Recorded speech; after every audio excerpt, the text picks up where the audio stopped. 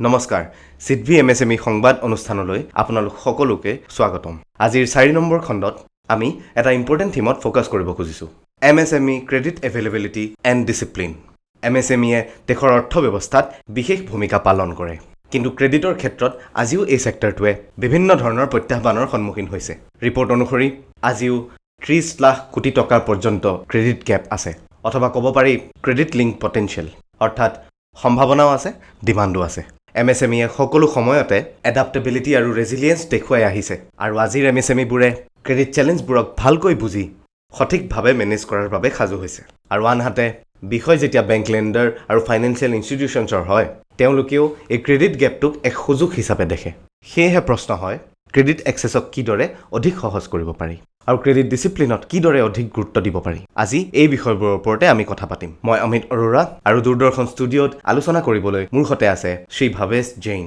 নমস্কাৰ নমস্কাৰ এমডি আৰু CEO trans union civil Bhabesh ডাঙৰীয়া ক্ৰেডিট সেক্টৰত দুটা দশকতকৈও অধিক কাল আছে তেনেহলে ডাঙৰীয়া মই এই আলোচনা বেসিক কনসেপ্টৰ পৰা আৰম্ভ কৰিব খুজিছো ক্ৰেডিট স্কোৰ শব্দটো প্ৰায় শুনিবলৈ পোৱা যায় কি এই ক্ৰেডিট স্কোৰ ক্ৰেডিট স্কোৰ এটি সিম্পল 3 ডিজিট নম্বৰ হয় 300ৰ পৰা 900 ইয়াক কোৱা হয় আপোনাৰ পাৰ্সোনেল ক্ৰেডিট স্কোৰ আৰু যেটো আপোনাৰ ব্যৱসায়ৰ বাবে আছে তাক কোৱা হয় কমাৰ্চিয়েল ৰেংক যি এটা সিঙ্গল 1ৰ পৰা 10 লৈকে আপোনাৰ পাৰ্সোনেল ক্ৰেডিট স্কোৰ যিমান বেছি সিমানেই ভাল যদি আপোনাৰ কমাৰ্চিয়েল ৰেংক 1 to 3 হয় তেনেহলে খুবেই ভাল তেন্তে যদি কোনো ব্যক্তিয়ে এই অনুষ্ঠানটো চাই আছে আৰু তেওঁৰ এটা ব্যৱসায় আছে ধৰি লওক এটা কোম্পানী আছে তেতিয়া তেখেতৰ দুটা ভিন্ন ভিন্ন ক্ৰেডিট স্কোৰ হ'ব নেকি হয় আপুনি যেটো লোন ল'ব যদি আপুনি নিজৰ পাৰ্সোনেল ইউজৰ বাবে ল'ব খোজে তেন্তে পাৰ্সোনেল ক্ৰেডিট স্কোৰ হ'ব 300ৰ পৰা 900 যদি আপুনি ফাৰ্ম বা ব্যৱসায়ৰ বাবে লোন ল'ব খোজে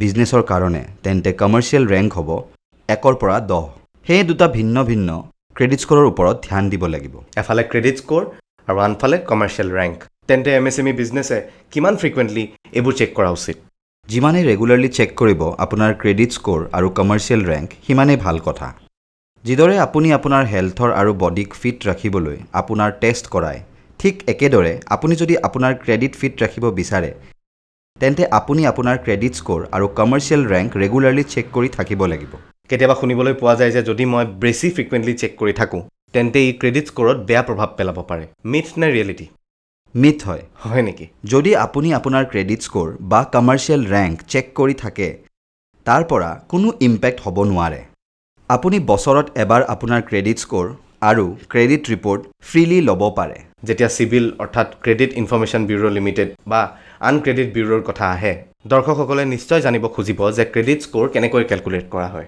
এক সুন্দৰ প্ৰশ্ন কৰিছে আপোনাৰ যি ক্ৰেডিট স্কোৰ হয় হেয়া কিছুমান প্যাৰামিটাৰৰ ওপৰত ক্যালকুলেট কৰা হয় প্ৰথম কথাটো হৈছে আপুনি যি লোন লৈছে তাৰ ইএমআই আপুনি সময়মতে দি আছে নে নাই আৰু আনহাতে আপুনি কি ধৰণৰ লোন লৈছে আপুনি কোলেটাৰেলৰ লগত লৈছে নে কোলেটাৰেলৰ অবিহনে লোন লৈছে তৃতীয়তে আপুনি কিমান সময়ৰ বাবে লোন লৈছে কম সময়ৰ কাৰণে লৈছে নে দীৰ্ঘম্যাদী লৈছে চতুৰ্থতে আপুনি লোন কম সময়ৰ বাবে বৃহৎ পৰিমাণ লৈছে নে দীৰ্ঘম্যাদী সৰু পৰিমাণ লোন লৈছে এনেবোৰ প্যাৰামিটাৰৰ বেচিছত আপোনাৰ ক্ৰেডিট স্কোৰ ডিসাইড কৰা হয় তেন্তে ভাল ক্ৰেডিট স্কোৰৰ পৰা বিজনেছত কি লাভ হ'ব পাৰে বহুত হ'ব পাৰে আজি যদি আপুনি ব্যৱসায়িক কাৰণত লোন ল'ব খুজিছে আপুনি কোনো এক বেংকলৈ গৈছে যদি আপোনাৰ কমাৰ্চিয়েল ৰেংক আৰু আপোনাৰ ক্ৰেডিট স্কোৰ ভাল হয় তেন্তে বেংকে আপোনাক নিশ্চয় লোন দিব বেংকে আপোনাক ভাল ইন্টাৰেষ্ট ৰেটত লোন দিব আৰু আপোনাৰ যি ফাইনেন্সিয়েল টাৰ্মছ এণ্ড কণ্ডিশ্যনছ হ'ব হেয়া খুবেই ভাল হ'ব তাৰ পৰা আপোনাৰ লাভ বহুতেই হ'ব ক্ৰেডিট এভেইলেবিলিটিৰ কথা আহিলে ডিসিপ্লিনৰ কথা লগতে আহে ডিসিপ্লিন আপোনাৰ হেলথে হওক বা ক্ৰেডিটেই হওক খুবেই আৱশ্যক হয় অনুশাসন জীৱনত বহুতেই জৰুৰী আহক আমি এবাৰ ৰিকেপ কৰোঁ এমএসএমই ক্ৰেডিট এছেছমেণ্ট কিদৰে হয় এমএসএমইৰ ক্ৰেডিট এছেছমেণ্ট কমাৰ্চিয়েল বেংকৰ দ্বাৰা কৰা হয় ই বিজনেছত লোন পৰিশোধৰ আচৰণ ধাৰৰ প্ৰৱণতা আৰু সামগ্ৰিক ক্ৰেডিট প্ৰফাইল সময়ৰ সাপেক্ষে নিৰীক্ষণ কৰে শক্তিশালী ক্ৰেডিট ডিসিপ্লিন থাকিলে উন্নত ফাইনেন্স এক্সেছ পোৱা যায় আৰু বিজনেছবোৰ দীৰ্ঘ সময়ৰ বাবে স্থিৰ থাকে প্ৰপাৰ্টৰশ্বিপ আৰু পাৰ্টনাৰশ্বিপ বিজনেছবোৰত লেণ্ডাৰ্ছে পাৰ্সোনেল ক্ৰেডিট স্কোৰ আৰু বিজনেছ ক্ৰেডিট ৰেংক দুইটাই লক্ষ্য কৰে সেইবাবে এমএসএমইৰ ক্ষেত্ৰত পাৰ্সোনেল লেভেল আৰু বিজনেছ লেভেল দুইটাতে ক্ৰেডিট ডিসিপ্লিন মানি চলাটো বহুত জৰুৰী হৈ পৰে এয়া আছিল ক্ৰেডিট স্কোৰ আৰু ৰেংকৰ কথা কিন্তু আমি যদি চ'ৰ্চেছ অফ ফাইনেন্সৰ কথা কওঁ তেতিয়া প্ৰায় ফৰ্মেল চ'ৰ্চ অফ ফাইনেন্স আৰু ইনফৰ্মেল চ'ৰ্চ অফ ফাইনেন্সৰ কথা আহে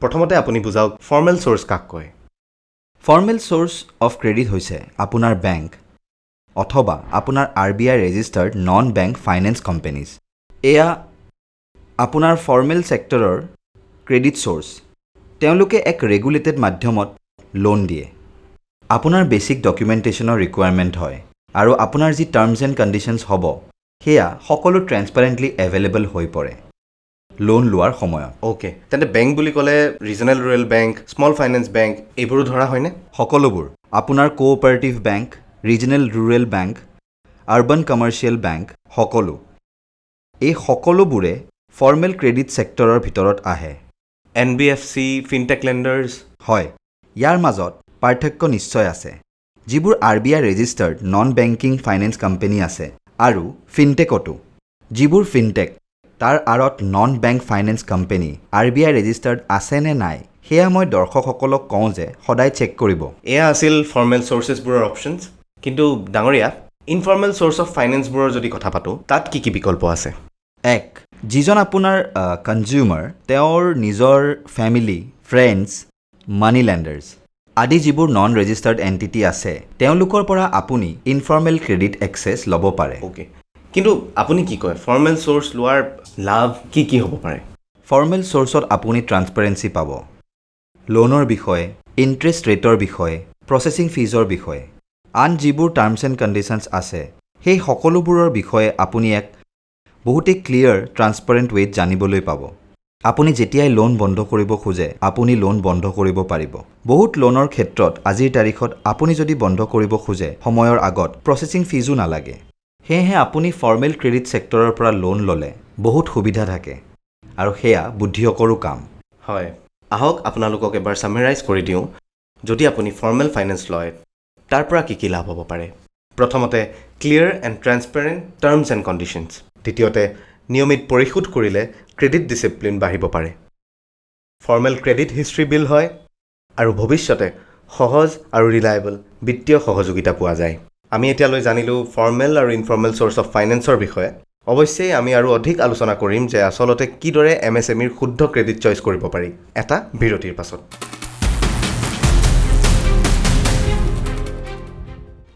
भारत की MSMEs हमारी अर्थव्यवस्था की असली ताकत है लेकिन आगे बढ़ने के लिए समय पर वर्किंग कैपिटल सबसे जरूरी है पेश है सिडबी डिजिकैश MSMEs के लिए तेज पारदर्शी और पूरी तरह डिजिटल वर्किंग कैपिटल समाधान पूरी तरह ऑनलाइन प्रक्रिया के जरिए पाएं कार्यशील पूंजी सीमा और पूंजी सावधि ऋण रोजमर्रा की जरूरतों कच्चा माल जरूरी ऑर्डर्स या मौजूदा लिमिट ट्रांसफर के लिए 10 लाख से 5 करोड़ तक की फंडिंग सिडबी डिजिकैश आसान स्मार्ट और digital first working capital Bharat की MSMEs की प्रगति के लिए सिडबी MSME को समझता है सिडबी MSMEs के लिए लेकर आया है एज MSME को नए वित्तीय समाधान प्रदान करता है जिनके माध्यम से आप नए DG सेट खरीद सकते हैं या पुराने DG सेट को बदलकर स्वच्छ पर्यावरण में योगदान दे सकते हैं इस योजना की मुख्य विशेषताएं 3 करोड़ रुपए तक का टर्म लोन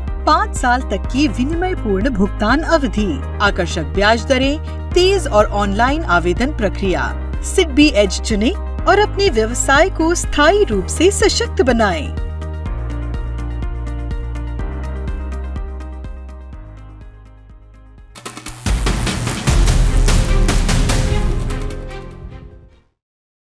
আপুনি চাই আছে সিডবি MSME সংবাদ আজিৰ বিষয় হৈছে ক্ৰেডিট এভেইলেবিলিটি আৰু ডিচিপ্লিন আৰু আলোচনাৰ বাবে আমাৰ সৈতে আছে ভাৱেশ জৈন ডাঙৰীয়া তেখেত MD আৰু CEO ট্ৰান্স ইউনিয়ন চিভিলৰ বিৰতিলৈ যোৱাৰ আগত আমি ফৰ্মেল আৰু ইনফৰ্মেল চ'ৰ্চেছৰ আলোচনা কৰিছিলোঁ যিকোনো MSMEয়ে কিদৰে ঠিক কৰিব ক্ৰেডিট চ'ৰ্চ কোনটো ল'ব লাগে গতিকে যেতিয়া আপুনি ফৰ্মেল ট্ৰেডছৰ কাষলৈ যায় ছেক্টৰৰ কাষলৈ আপুনি বেটাৰ ট্ৰেন্সপাৰেঞ্চি পায় ইয়াৰ লগতে আপুনি আপোনাৰ ডকুমেণ্টেশ্যন আপোনাৰ সকলো ফাইলিং ফাইনেন্সিয়েল ডিচিপ্লিন এইবোৰৰ ওপৰত ধ্যান দিব লাগে যেতিয়া আপুনি ফৰ্মেল ক্ৰেডিট ছেক্টৰৰ কাষলৈ যায় বাট ইয়াৰ লাভালাভো অনেক তেনে ক্ষেত্ৰত আমি যি ক্ৰেডিট গেপৰ কথা পাতিছিলোঁ সেয়া ব্ৰিজ কৰিবলৈ ফাইনেন্সিয়েল ইনষ্টিটিউশ্যনবোৰৰ কি ভূমিকা হ'ব লাগে যাতে ক্ৰেডিট এক্সেছ আৰু সহজ হৈ যায় বহুত ডাঙৰ অৱদান আছে বেংকৰ আৰু NBFCবোৰৰ ক্ৰেডিট এভেইলেবল কৰিবলৈ।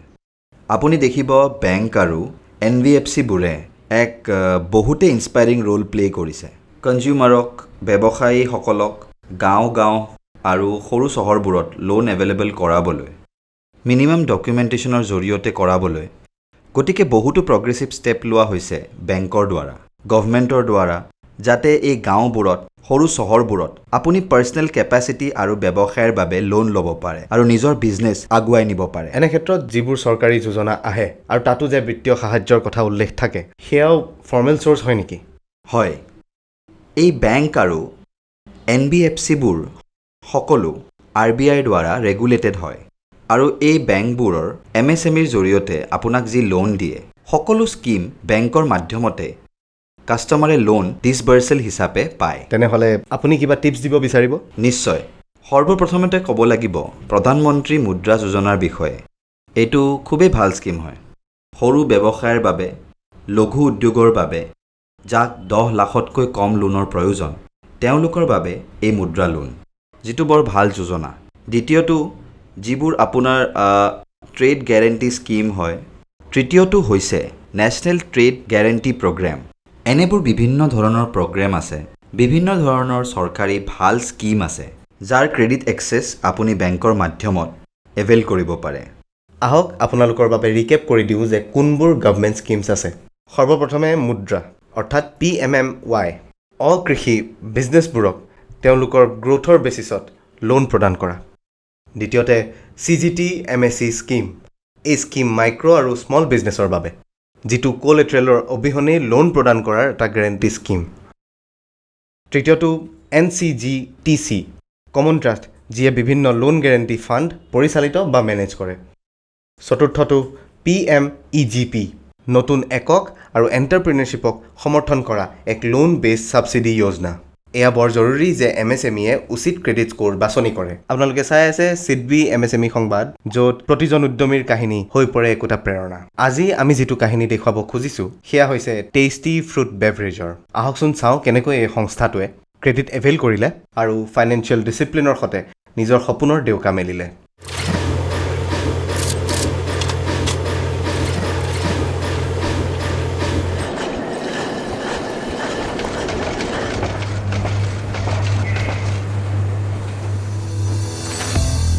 অন্ধ্ৰপ্ৰদেশৰ ইষ্ট গোদাবৰী জিলা, যি নিজৰ ফ্ৰুট প্ৰচেছিং ইণ্ডাষ্ট্ৰীৰ বাবে প্ৰসিদ্ধ। তাৰেই নাল্লা জাৰলা এলেকাত আৰম্ভ হৈছিল এনে এক সফলতাৰ কাহিনী, য'ত ফাইনেন্সিয়েল ডিচিপ্লিন সফলতাৰ আধাৰ হৈ পৰিছিল। টেষ্টি ফ্ৰুট বেভৰেজেছ এনেকুৱা এক পাৰ্টনাৰশ্বিপ ফাৰ্ম, যাৰ আৰম্ভণি হৈছিল 2020 চনত আৰু আজি কাৰ্বনেটেড বেভৰেজেছ আৰু পেপ ছ'ডাৰ মাৰ্কেটত এক ভৰসাৰ নাম হৈ পৰিছে। নমস্কাৰ, মোৰ নাম লীলা কৃষ্ণ দুগ্গিনা। মই টেষ্টি ফ্ৰুট বেভাৰেজেছৰ মালিক হয়। ইয়াৰ আৰম্ভণি হৈছিল 2020ত ইষ্ট গোদাবৰী জিলাৰ নাল্লা জাৰলা গাঁৱত। আমি উচ্চ গুণমান আৰু নিৰন্তৰ উন্নতিৰ ওপৰত গুৰুত্ব দি আহিছোঁ। ব্যৱসায়টো প্ৰসাৰিত হোৱাৰ লগে লগে আমি অনুভৱ কৰিলোঁ যে বিকাশৰ বাবে আমাক এক ভৰসাযোগ্য বিত্তীয় অংশীদাৰৰ প্ৰয়োজন। সেয়েহে আমি এক ভৰসাযোগ্য বেংকিং পাৰ্টনাৰ চয়ন কৰিলোঁ। আমি জানিছিলোঁ যে বিত্তীয় সাহায্য লাভৰ ক্ষেত্ৰত আমাৰ ক্ৰেডিট স্ক'ৰৰ ভূমিকা অতি গুৰুত্বপূৰ্ণ। সময়মতে ঋণ পৰিশোধ আৰু সঠিক বেংকিং নথিপত্ৰই আমাক কেৱল বেংকৰ দৃষ্টিত ভৰসাযোগ্য কৰি নোতোলালে, বৰঞ্চ ই আমাৰ বিত্তীয় পৰিকল্পনাকো অধিক শক্তিশালী কৰি তুলিলে। ফৰ্মেল ফাইনেন্সিয়েল চ'ৰ্চেছৰ সৈতে একাত্ম হোৱাটোৱেই আছিল তেওঁলোকৰ প্ৰাথমিক সংকল্প। যন্ত্ৰপাতি আৰু সৌৰ শক্তিৰ প্ৰকল্পৰ বাবে তেওঁলোকে 137.68 লাখ টকাৰ এক টাৰ্ম লোনৰ সাহায্য লাভ কৰে। ইয়াৰ ফলত কেৱল উন্নত মানৰ যন্ত্ৰপাতিৰ আমদানি হোৱাই নহয়, বৰঞ্চ ব্যৱসায় দক্ষতাও বৃদ্ধি পায়। ঋণ লাভ কৰাৰ পিছৰে পৰা টেষ্টি ফ্ৰুট এণ্ড বেভৰেজেছে আৰম্ভণিৰ পৰাই ক্ৰেডিট ডিচিপ্লিনৰ ওপৰত বিশেষ গুৰুত্ব আৰোপ কৰিছে। EMI সময়মতে পৰিশোধ কৰা, ঋণৰ চৰ্তাৱলী মানি চলি ইয়াৰ সঠিক ব্যৱহাৰ কৰা আৰু সময় সাপেক্ষে বেংকক নিজৰ বিত্তীয় স্থিতিৰ স্পষ্ট তথ্য প্ৰদান কৰাটো তেওঁলোকৰ প্ৰাথমিকতা আছিল, যাতে বেংকৰ বিশ্বাসযোগ্যতা সদায় অটুট থাকে।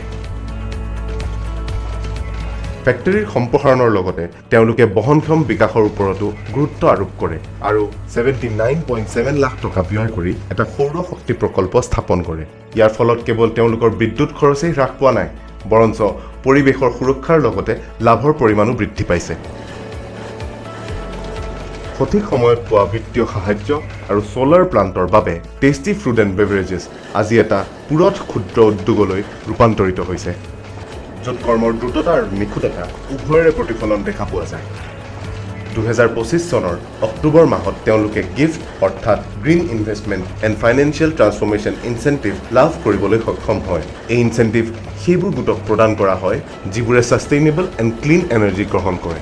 এয়া কেৱল এক আৰ্থিক মধ্যস্থতাই নহয়, বৰঞ্চ এইটো প্ৰতিষ্ঠানটোৰ বিজনেছ ডিচিপ্লিনৰ পৰিণাম, য'ত সময়মতে ঋণ পৰিশোধ, স্বচ্ছ নথিপত্ৰ আৰু ঋণৰ সঠিক ব্যৱহাৰে ঋণদাতাৰ বিশ্বাস অধিক মজবুত কৰে। এয়া লীলা কৃষ্ণৰ ক্ষমতাৰে পৰিচয় যে তেওঁৰ আন দুটা গোট কৃষ্ণা ফ্ৰুটছ এণ্ড ডলফিন একুৱা প্ৰডাক্টছেও বেংকৰ সম্পূৰ্ণ সহযোগিতা লাভ কৰিছে। আমি দেখিলোঁ যে যদি আপুনি বেংকিং ব্যৱহাৰৰ সৈতে জড়িত তেন্তে সদায় পদ্ধতিগত অনুশাসন মানি চলক, নিজৰ নথিপত্ৰসমূহ সম্পূৰ্ণ কৰি ৰাখক, সঠিক ঋণৰ উৎস বাছনি কৰক আৰু নিজৰ ক্ৰেডিট স্ক'ৰ অক্ষুণ্ণ ৰাখক। তেতিয়া মূলধন বা পুঁজিৰ যোগান কেতিয়াও সমস্যা হৈ নপৰে। টেষ্টি ফুড এণ্ড বেভাৰেজেছৰ সফলতাৰ মূল ৰহস্য হৈছে দায়িত্বশীল ঋণ গ্ৰহণ, সঠিক বাজেট ব্যৱস্থাপনা আৰু আধুনিক প্ৰযুক্তিৰ এক অপূৰ্ব সমন্বয়। আজি নাল্লা জেৰলাৰ এই উদ্যমে বিকশিত ভাৰতৰ এক প্ৰতিচ্ছবি দাঙি ধৰিছে। টেষ্টি ফুড এণ্ড বেভাৰেজেছৰ এই যাত্ৰাই প্ৰমাণ কৰে যে ঋণ লাভ কৰাটো কেৱল প্ৰথমটো খোজহে, কিন্তু সঠিক ঋণৰ উৎস আৰু বিত্তীয় অনুশাসনেৰে আজি আন এক নতুন গোটে প্ৰগতিৰ পথত নিজৰ যাত্ৰা অব্যাহত ৰাখিছে। যেতিয়া এটা MSMEয়ে নিজৰ প্ৰয়োজন, ঋণ পৰিশোধৰ ক্ষমতা আৰু ইয়াৰ সুদূৰ প্ৰসাৰী প্ৰভাৱ বুজি সিদ্ধান্ত গ্ৰহণ কৰে, তেতিয়া ঋণ কেতিয়াও বোজা হৈ নপৰে, বৰঞ্চ এই বিকাশৰ এক শক্তিশালী আহিলাতহে পৰিণত হয়। Wow, what a success story. ডাঙৰীয়া, কেনে লাগিল এই কাহিনীটো? ভাৰতৰ এই কাহিনীবোৰে প্ৰেৰিত কৰি আহিছে সদায় মোক, আৰু আমি দেখিলোঁ টেষ্টি ফ্ৰুট বেভাৰেজেছে কেনেকৈ নিজৰ বিজনেছ এক্সপাণ্ড কৰিছে। ট্ৰেড ডিচিপ্লিনৰ আধাৰত ভেৰি ইনস্পায়াৰিং ষ্টৰী। এবছলিউটলি, আৰু সেইকাৰণেই জৰুৰী হৈ পৰে ক্ৰেডিট এক্সেছৰ বিষয়ে আলোচনা কৰোঁতে আমি ফাইনেন্সিয়েল অনুশাসনৰ ওপৰত যাতে গুৰুত্ব দিওঁ, আৰু ফাইনেন্সিয়েল ডিচিপ্লিনৰ ভিতৰতে ক্ৰেডিট ডিচিপ্লিনো আহে। গতিকে কিদৰে MSMEয়ে পদক্ষেপ ল'ব পাৰে যাতে তেওঁলোক ফাইনেন্সিয়েলি ডিচিপ্লিনড হৈ থাকে? আপুনি যি লোন লয় সেয়া আপোনাৰ প্ৰয়োজন অনুসাৰি লওক। আপুনি পাৰ্চনেল কেপাচিটিত লোন লৈছে নে বিজনেছৰ বাবে লোন লৈছে? ইম্পৰ্টেণ্ট কথা হৈছে আপুনি প্ৰয়োজন অনুসাৰিহে লোন ল'ব। দ্বিতীয় কথাটো, আপুনি যি EMI লৈছে আপুনি সেয়া ৰেগুলাৰলি পে' কৰক। তৃতীয় কথা হ'ল আপুনি কম সময়ৰ বাবে ডাঙৰ লোন ল'ব নালাগে। চতুৰ্থতে, আপুনি যেতিয়া কোনো লোন লয় আপোনাৰ সকলো ফাইনেন্সিয়েল অব্লিগেশ্যনছ পঢ়ি উঠি লোন লওক। আপুনি লোন লোৱাৰ সময়ত এই কথাবোৰৰ ধ্যান ৰাখিব, কাৰণ এই আটাইবোৰ কথাই আপোনাক ক্ৰেডিট ডিচিপ্লিন আৰু ক্ৰেডিট হিষ্ট্ৰীত সহায়ক হ'ব, যিয়ে আপোনাক ফিউচাৰতো ক্ৰেডিট লওঁতে বহুত সহায় কৰিব। আপুনি ভাবেনে যে বিজনেছৰ আৰম্ভণিতে বিশেষকৈ তেওঁলোকে আৰম্ভণিৰে পৰা ক্ৰেডিট ডিচিপ্লিনৰ ছিষ্টেমটো মজবুত কৰিব লাগে? বহুত জৰুৰী হয়। মই কওঁ আৰম্ভণিৰে পৰা অসীমলৈ আপুনি ক্ৰেডিট ডিচিপ্লিনৰ ওপৰত বহুত ফ'কাছ কৰিব লাগে। আপোনাৰ ডকুমেণ্টেশ্যনৰ ওপৰতো আপুনি ফ'কাছ কৰিব লাগে। আপুনি ভাবেনে ডাঙৰীয়া যে খুবেই জৰুৰী হয় ফাইনেন্সিয়েল ডিচিপ্লিনৰ বাবে যে MSMEয়ে এটা বাজেট বনাব লাগে, যাতে তেওঁলোকে গম পায় কেছ ফ্ল' ক'ৰ পৰা হৈছে আৰু ৰিপে'মেণ্ট কেপাচিটি আছে নে নাই? যিদৰে আপুনি নিজৰ ঘৰ চলায় সেইদৰে আপুনি আপোনাৰ ব্যৱসায়ৰ ঘৰখনো চলাব লাগিব। আপুনি জানিব লাগিব আপুনি ছাপ্লায়াৰ্ছক কিমান দিবলগীয়া আছে। আপুনি জানিব লাগিব যে আপোনাৰ যি চেল হৈছে তাৰ কেছ ফ্ল' কেতিয়া আহিব। তৃতীয়তে, আপুনি জানিব লাগিব আপুনি যি লোন লৈছে তাৰ EMI ডেট কেতিয়া আছে। অৰ্থাৎ আপোনাৰ সমস্ত ফাইনেন্সিয়েল ট্ৰানজেকশ্যনৰ লেখ জোখ আপুনি ৰাখিব লাগিব। আপুনি এক ৰেগুলাৰ সময়ৰ অন্তৰালত যিদৰে আপুনি কমফৰ্টেবল হয় প্ৰতি সপ্তাহত বা প্ৰতি মাহত আপুনি এই ট্ৰেনজেকশ্যনবোৰৰ টেলি কৰক আৰু চেক কৰক। চাওক আপোনাৰ যি কেছ ফ্ল' সেয়া সঠিকভাৱে হৈছে নে নাই। হয়, আৰু সকলো বিজনেছত ষ্টেটুটৰী কমপ্লায়েন্স খুবেই জৰুৰী হয়। ইও ইম্পেক্ট কৰে ফাইনেন্সিয়েল ডিচিপ্লিনত? বহুত। যেতিয়া আপুনি লোন ল'বলৈ যায় বেংকে আপোনাৰ কেইবাটাও পেৰিমিটাৰ লক্ষ্য কৰে। ক্ৰেডিট স্ক'ৰ, যি আপোনাৰ ৰিপে'মেণ্ট হিষ্ট্ৰীৰ লগত লিংক হৈ থাকে। আপুনি লোন কিদৰে মাৰি আছে, দ্বিতীয়টো হৈছে আপোনাৰ ফাইনেন্সিয়েল ডকুমেণ্টছ। ইয়াত আছে টেক্স ফাইলিং, GST নাইবা ইনকাম টেক্সেই হওক। তৃতীয়তে আপোনাৰ বেংক ষ্টেটমেণ্টত আপোনাৰ চেক ৰিটাৰ্ণ হৈছে নে নাই। এই আটাইবোৰ ডকুমেণ্টেশ্যন বেংকে আপোনাৰ সকলোবোৰ কথা চালি জাৰি চাই লোন দিয়াৰ আগতে। গতিকে এই ডকুমেণ্টেশ্যন, এই ফাইলিং সময়মতে কৰি থাকিব, লোনৰ কিস্তি মাৰি থাকিব। আপুনি ফৰ্মেল ইনফৰ্মেল চ'ৰ্চেছৰ কথা কৈছিলে। উচিত ক্ৰেডিট স্ক'ৰ চয়ন কৰিব লাগে, এয়াও ফাইনেন্সিয়েল ডিচিপ্লিনৰ আওতাত আহে নেকি? বহুত জৰুৰী। আপুনি লোনেই লওক বা ক্ৰেডিটেই লওক, বিজনেছৰ বাবে এই জৰুৰী নহয়। ক'ৰ পৰা লৈছে সেয়াও মেটাৰ কৰে। আৰু কিয় মেটাৰ কৰে? কাৰণ আপুনি যেতিয়া ফাইনেন্সিয়েল ছেক্টৰৰ পৰা লোন লয়, মই আপোনাক আগতেই কৈছোঁ যে তাৰ বিভিন্ন বেনিফিটছ আছে। লোৱাৰ ৰেট অফ ইণ্টাৰেষ্ট পাব। আপুনি যদি আপোনাৰ ক্ৰেডিট হিষ্ট্ৰী বিল্ড কৰিছে, তেন্তে ফিউচাৰত লোন ল'বলৈ সহজ হ'ব। সেয়ে বিভিন্ন বেনিফিটছ আছে। ফাইনেন্সিয়েল ছেক্টৰ যিটো এক ফৰ্মেল ছেক্টৰ হয়, তাৰ পৰা ল'ব পাৰে। কিন্তু আমি বহুবাৰ এয়াও দেখিছোঁ যে মানুহে সংকোচো কৰে আৰু অনুভৱ কৰে ফৰ্মেল ছেক্টৰৰ পৰা লোন ল'বলৈ, কিয়নো ডকুমেণ্টেশ্যনৰ ৰিকুৱাৰমেণ্ট হয়। অনলাইন নাইবা কোনো এটা ব্ৰাঞ্চলৈ গৈ এপ্লাই কৰিব লাগে। আপুনি এটা প্ৰচেছ ফ'ল' কৰিব লাগে। বাট মই আমাৰ দৰ্শকক ক'ম যে আপোনালোকে মনৰ পৰা এই সংকোচ আঁতৰাওক। হয়, আপুনি ক্ৰেডিট এপ্লিকেশ্যন কৰিব লাগিব। আপোনালোকে আপোনাৰ সকলো ডকুমেণ্টেশ্যন উচিত সময়ত ফাইল কৰি ৰেগুলাৰলি নিজৰ কাষত ৰাখিবই লাগিব আৰু সেইখিনি প্ৰচেছটো আপুনি ফ'ল' কৰিবই লাগিব। ডিজিটেল যুগ হয়, ইয়াত ফিনটেক লেণ্ডাৰ্ছৰ কথাও আছে। এইখিনিতে এটা বিৰতি লৈ যাম, তাৰ পাছত ভৱেশ ডাঙৰীয়াৰ পৰা জানিম ফিনটেক লেণ্ডাৰ্ছৰ বিষয়ে।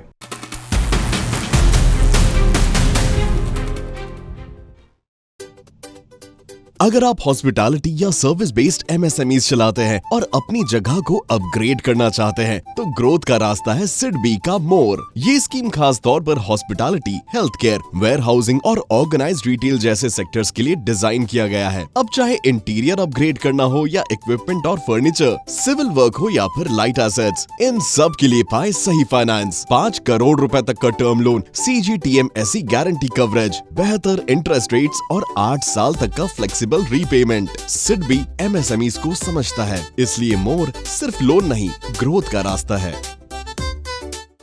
आज की तेज रफ्तार बिजनेस दुनिया में तरक्की किसी का इंतजार नहीं करती। इसीलिए सिडबी लेकर आया है एक्सप्रेस और स्पीड योजना, स्मार्ट और तेज मशीनरी फाइनेंस सॉल्यूशंस। अब पाइए मशीनरी और इक्विपमेंट के लिए FD कोलैटरल पर 100% फाइनेंसिंग या सिर्फ 25% प्रमोटर मार्जिन के साथ 75% फंडिंग और आसान रीपेमेंट अवधि 5 साल तक। और बड़े सपनों के लिए 15 करोड़ तक फाइनेंसिंग, 100% फंडिंग या 75% फाइनेंसिंग अवधि 7 साल तक। अपने बिजनेस को रफ्तार दीजिए सिडबी के एक्सप्रेस और स्पीड के साथ। सिडबी MSME को समझता है।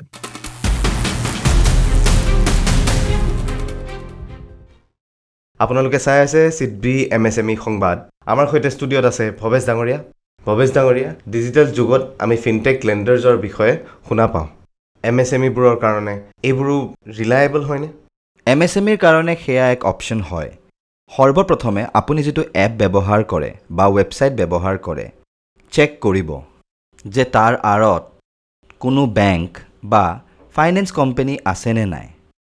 দ্বিতীয়তে, তাৰ আঁৰত যদি কোনো ফাইনেন্স কোম্পানী আছে, সেই RBI registered non bank finance company হয় নে নহয়।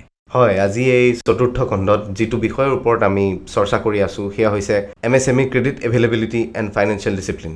এবাৰ ছামাৰাইজ কৰি দিয়কচোন আজিৰ গোটেই থিমটো। আপুনি যেতিয়া লোন লয় তেতিয়া আপোনাৰ যোনটো ক্ৰেডিট স্ক'ৰ হয় সেইটো দুটা টাইপৰ হয়। এটা আপোনাৰ পাৰ্চনেল ক্ৰেডিট স্ক'ৰ আৰু আনটো হৈছে কমাৰ্চিয়েল ৰেংক। সেয়া ব্যৱসায়ৰ কাৰণে হয়। পাৰ্চনেল ক্ৰেডিট স্ক'ৰ 300ৰ পৰা 900লৈ হয়। কমাৰ্চিয়েল ৰেংক 1ৰ পৰা 10লৈ হয়। আপোনাৰ স্ক'ৰ যিমানেই ভাল হয় সিমানে বেটাৰ আপুনি টাৰ্মছ এণ্ড কণ্ডিশ্যনছ পাব যেতিয়া আপুনি লোন ল'ব খোজে। ফৰ্মেল ক্ৰেডিট ছেক্টৰত আপোনাৰ ডকুমেণ্টেশ্যনৰ প্ৰয়োজন হয়। আপুনি ফাইনেন্সিয়েল ডিচিপ্লিনত থাকিবই লাগিব। বাট লং টাৰ্মত ইয়াৰ লাভালাভ বহুত আছে। আৰু আপুনি যিটো লোন লৈছে, ক'ৰ পৰা লৈছে, আপুনি কিমান লোন লৈছে, আপোনাৰ প্ৰয়োজন অনুসৰি লৈছেনে আৰু যথাসময়ত কিস্তি পৰিশোধ কৰিছেনে, এইখিনি কথা মন কৰিব লাগিব। আৰু ইয়াৰ লগতে আপুনি আপোনাৰ কেছ ফ্ল'কো লক্ষ্য কৰিব লাগিব। আপোনাক যদি এক্সেছ টু ক্ৰেডিটৰ প্ৰয়োজন এই ফৰ্মেল চ'ৰ্চবোৰৰ পৰা তেন্তে আপুনি এইবোৰ কথা মন কৰিব লাগিব। হয়, খুবেই ইউজফুল টিপছ ভৱেশ ডাঙৰীয়াই আমাক দিছে। আমি যদি 3 নম্বৰ খণ্ডৰ বিষয়ে কওঁ, তাৰ থিম আছিল ব্ৰিজিং দি MSME ক্ৰেডিট গেপ, য'ত আমি ফ'কাছ কৰিছিলোঁ ক্ৰেডিট গেৰেণ্টি স্কিমবোৰৰ ওপৰত। আপোনালোকৰ বহুতো প্ৰশ্ন আমি পাইছোঁ, আপোনালোকৰ প্ৰতিক্ৰিয়াও আমি পাইছোঁ, সেয়ে ধন্যবাদ। মই বিচাৰোঁ ডাঙৰীয়া দৰ্শকৰ কিছু প্ৰশ্নৰ উত্তৰ আপুনি দিয়ক। প্ৰথম প্ৰশ্নটো মুম্বাইৰ পৰা দেৱাশিষ গড়ে কৰিছে। তেখেতে সুধিছে যে মই এটা নতুন বিজনেছ আৰম্ভ কৰিব খোজোঁ, কিন্তু মোৰ ফেমিলিত কোনো বিজনেছৰ লগত জড়িত নহয়।